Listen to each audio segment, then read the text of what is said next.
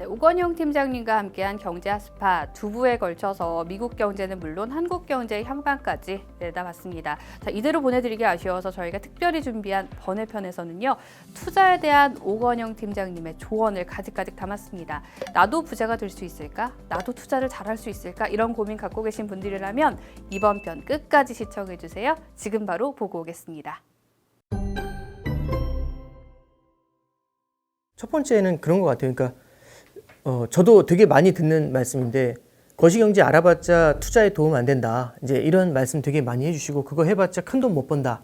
네, 이런 말씀도 많이 들어요. 그러니까 저도 공감하는 부분이 상당히 많은데 예를 들어 좀 이런 것 같습니다.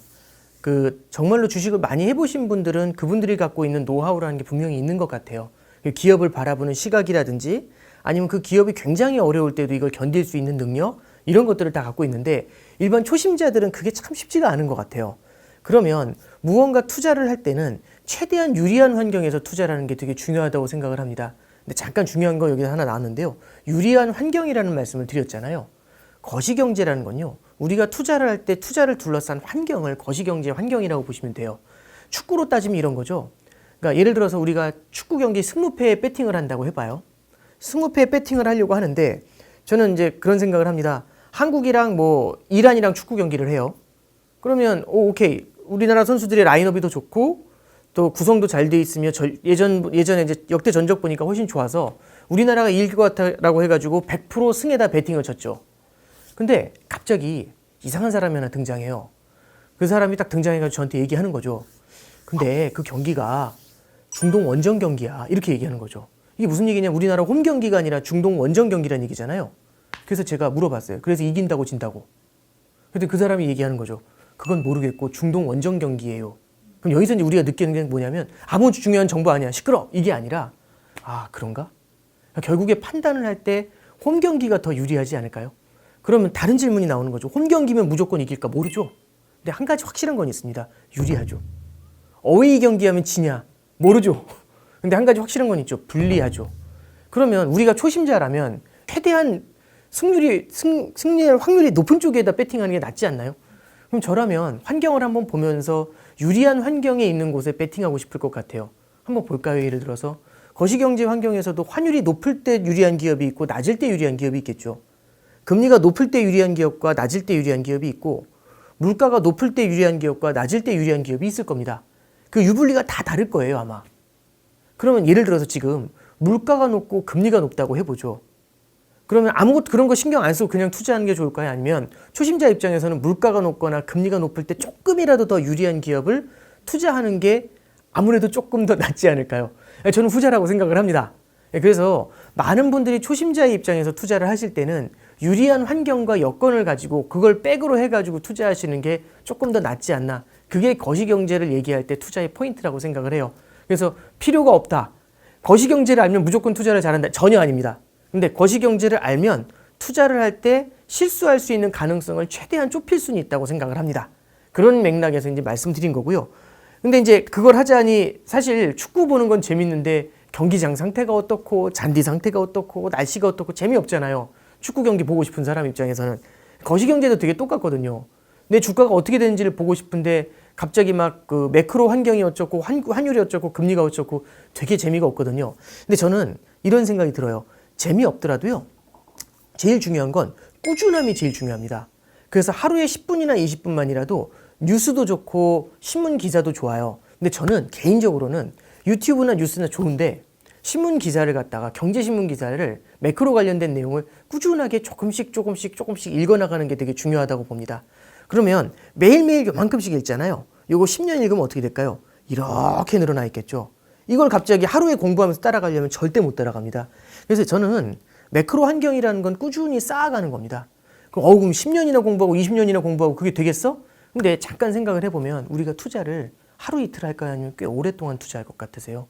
특히 젊은 분들 같은 경우는 20년, 30년 투자하실 수 있을 텐데 그러면 하루에 10분, 20분 정도씩 매크로를 꾸준히 좀 따라가 보시면 아무래도 유리한 환경을 잡는 데 도움이 되지 않을까요? 저는 그런 맥락에서 매크로를 좀 필요하다. 그리고 신문 기사를 조금씩 읽어보자. 이렇게 말씀을 좀 드렸습니다.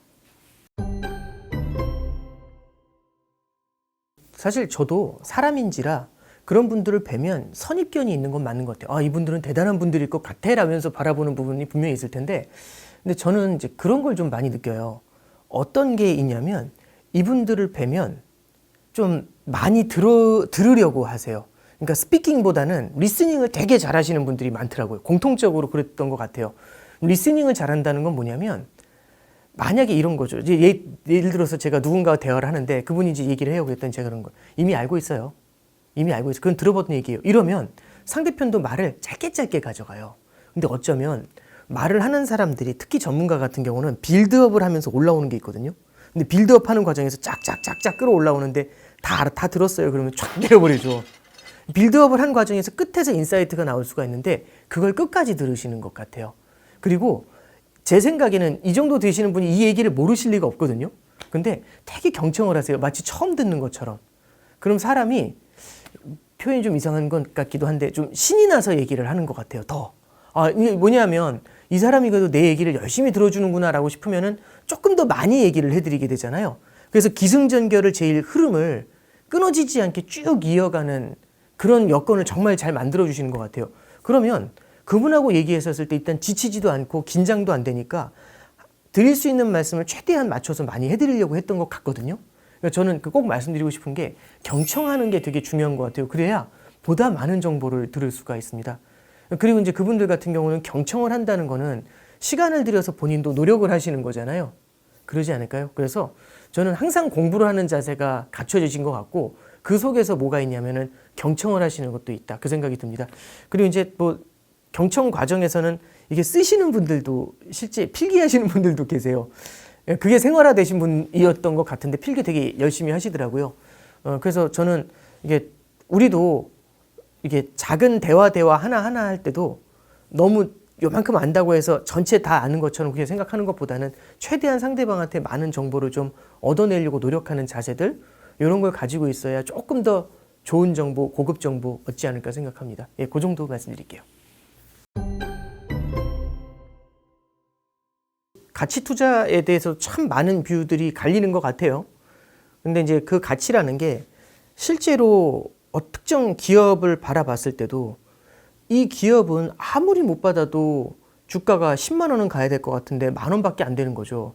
그럼 이제 이런 건 이제 딥밸류, 정말 가치 투자하는 건데, 근데 이제 너무 싸잖아요. 그래서 이제 사는 거죠. 근데 문제는 다 이미 너무 소외가 돼 있기 때문에 정말 긴 시간과의 싸움인 거죠. 10만 원으로 올 때 사람들이 깨달아야지 그 숫자를 가게 되거든요. 내 생각이 맞다는 확신이 있어야 되고. 근데 이게 길어지면 길어질수록 내가 틀렸나? 이 생각을 계속 하게 되는 것 같아요. 그래서 참 어려운, 난이도가 되게 높은 투자예요. 그래서 이제 말 중에 되게 쉬운 말로 가치라고 하죠. 밑에 티읕자 들어가가지고 투게더. 같이 투자하는 건 정말 좋죠. 왜냐면 마음이 편하지 않습니까? 한꺼번에 같이 투자하니까. 근데 가치 투자는 정말 외로운 싸움입니다. 근데 가치 투자를 하면은요, 같이 무너질 수도 있죠. 쏠리면서요. 근데 가치 투자는 외롭긴 한데 굉장히 중요한 순간에 저점에서 좋은 주식들을 사가지고 이제 이런 것들이 실현이 될 수가 있죠. 근데 이제 이게 의미가 없다라고 하는 이유는 이제 그런 것 같아요. 방금 전에 말씀드린 것처럼 견뎌내기가 참 쉽지 않다. 1번. 두 번째는 너무나 많은 사람들이, 그 똑똑한 사람들이 너무나 많이 주식시장에 들어와서 순식간에 저평가된 것들도 다 잡아낸다는 얘기죠. 그러면 기회라는 게 존재하지 않잖아요. 그래서 이제 가치 투자가 의미가 없다, 이제 이렇게 말씀하시는 분들도 있는데 저는 이렇게 생각을 합니다. 뭐냐면 굉장히 많은 사람들이 주식시장에 들어왔잖아요.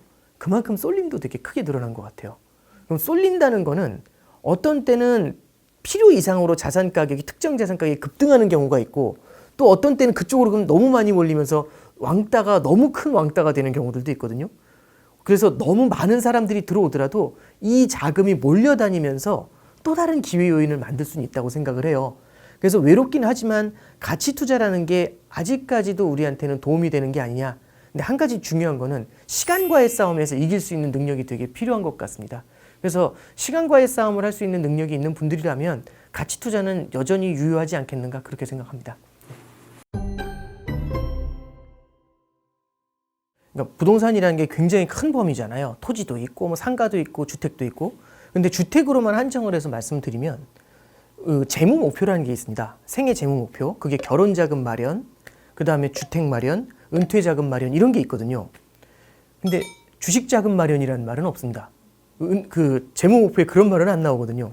중요한 거는 모든 사람들한테 일반적으로 통용될 수 있는 재무 목표에 내 집 마련이 존재하잖아요. 예를 들어서 삼성전자 주식은 없어도 살 수 있죠. 근데 내 집은 없으면 살 수가 없습니다. 그게 전세든 월세든 매매든 어떤 형태로든지 제가 갖고 있어야 되잖아요. 그래서 일반 투자 자산하고요, 주택이라는 게 갖고 있는 성격이 많이 다른 것 같아요. 필수 자산이지 않습니까? 투자 자산도 되지만 필수 자산도 되잖아요. 그래서 어떻게든 미래에는 가져야 되는 자산입니다. 그래서 저는 어린 시절부터 여기에 대해서는 관심을 갖고 있는 게 필요하다. 오케이입니다. 당연히 갖고 있어야 된다고 생각을 하고요. 그런 하나의 목표가 있다라는 게 돈을 모을 때 굉장히 큰 도움을 줘요. 막연해 보이지만 그걸 갖다가 얻어냈을 때의 성취감도 되게 클 수가 있거든요. 그러면 이 엄청난 자금이 필요하다라고 할 때는 이 엄청난 자금을 모으기 위해서는 돈을 모아내야 되지 않습니까? 버는 돈도 있지만 쓰는 돈도 있겠죠. 이게 결국에는 서로 퉁치면서 나오는 게 모은 돈이 되는 거지 않습니까? 그러면 이제 어디서부터 시작을 하냐면 돈 벌기가 만만치 않다라고 생각하는 순간에 씀씀이부터 줄이기 시작을 해요. 저는 소비는 습관이라고 생각을 합니다. 근데 그 습관은 어려서부터 만들어진다라고 생각을 해요. 근데 재무 목표가 있잖아요. 무엇을 해야겠다. 그러면 이 습관이라는 게 자연스럽게 자신을 갖다가 되게 뭐라고 해야 될까요? 스스로를 컨트롤을 해줄 수 있는 그런 요인이 될 수 있다고 보고 그게 꽤 오랜 기간을 갈 수가 있습니다. 자, 그래서 이걸 줄이는 거죠. 자, 근데 줄일 만큼 줄였는데도 도저히 이 답이 안 나오는 건 버는 돈이 적다는 거잖아요. 앞에 저축을 말씀해 주셨지만 저축만으로 한계가 있다라고 한다면 투자 쪽에서 지원을 해주는 게 분명히 필요하다는 생각을 할 거예요. 그래서 저는 투자를 갖다가 일정 부분을 시작해 보시는 게 되게 좋다라고 생각을 합니다. 근데 뭐 이런 얘기죠. 좋은데 그럼 10만 원 갖고 무슨 투자를 하라고 이런 생각 하실 수 있거든요. 10만 원 갖고 분산 투자라는 게 얼마나 넌센스냐. 넌센스일 수 있죠. 근데 잠깐 이렇게 말씀드려 볼게요. 그럼 언제 그렇게 나눠서 포트폴리오 투자 이런 거 해보시겠어요? 이게 여쭤보면은 목돈을 마련한 다음에 하신대요. 그럼 목돈을 마련한 다음에 처음으로 포트폴리오 분산 투자를 하시는 거잖아요. 큰 돈이 있을 때는 좀 훈련이 된 상태에서 투자를 해야 될까요? 그냥 투자해야 될까요? 훈련이 돼 있어야죠. 실전 훈련도 필요하겠죠. 그러면 작은 돈일 때부터 실전 훈련을 하는 게 낫지 않나요? 저는 그렇게 생각을 합니다. 그래서 되게 많은 분들이 저 갖고 있는 돈이 50만 원밖에 안 돼요. 근데 넣어보면은요. 그 돈들이 투자에 인발부가 되는 순간에 제 관심사가 늘어나고 생명체처럼 올랐다 떨어졌다 이렇게 움직이잖아요. 그걸 보면서 실질적인 공부를 해나가시는 게 되게 중요한 것 같아요. 그 모습으로 예를 들어 큰 돈을 쌓았다. 그럼 그때부터는 제대로 굴릴 수 있지 않을까요? 네, 저는 그렇게 생각을 합니다. 많은 분들이 그래서 이제 제가 하나하나 좀 말씀드린 게 내 집 마련이라는 거는 모은 돈을 극대화해야 된다는데 포커스가 있기 때문에 의미가 있다. 그리고 모은 돈을 보려면 처음에는 사람들은 쓰는 돈부터 씀씀이부터 줄여야 된다. 그리고 씀씀이로 답이 안 나오면 버는 돈을 늘려야 되는데 버는 돈 중에서도 어느 항목이 중요한지를 우리가 봐야 되잖아요. 저축도 중요하지만 투자로서의 노하우를 쌓아가는 것도 되게 중요한 것 같습니다. 그래서 항상 앞에서부터 시작하지 마세요. 얼마 벌어야겠어 이렇게 들어가지 마시고요. 끝에서부터 얼마를 모아야 되는데 내 집 마련을 위해서 이 목표를 두고서 거꾸로 역으로 하나씩 치고 올라오시는 게 훨씬 더 좀 자기 스스로를 컨트롤하실 때 플랜을 짜실 때 도움이 되실 것 같습니다. 네. 먼저 불러주셔서 감사드리고요. 저는 좀 그런 생각을 되게 많이 합니다. 그러니까 아까도 거시경제에 대한 말씀도 좀 드렸었는데 많은 분들이 유튜브를 보시면서도 관심을 되게 많이 가지시기 시작을 했어요. 그리고 우리나라처럼 매크로 경제도 많이 보시는 분들이 많지 않은 것 같아요. 저는 되게 고무적인 현상이라고 생각을 합니다. 왜냐하면 공부를 하고 투자를 한다는 게 되게 필요하거든요. 우리나라에 투자 붐은 있었지만 공부를 하고 투자했던 붐은 별로 없었던 것 같아요. 그래서 저는 지금이 되게 이런 것들을 좀 같이 실전적으로 스스로의 능력을 향상시키는데 되게 큰 도움이 되는 시기라고 생각을 하고요. 그런 면에서 이 유튜브가 잘 되기를, 이 유튜브를 많이 참고하실 수 있기를 기원하겠습니다. 감사합니다.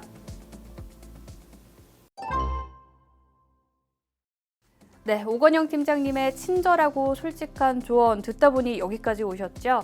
네, 여러분들 가장 감명 깊게 들으신 조언 어떤 건지 댓글 많이 남겨주시고요. 저도 오건영 팀장님과 이야기 나누면서 더 열심히 경제 공부해야겠다. 그리고 투자도 해서 꼭 성공해야겠다. 이런 다짐을 하게 됐습니다.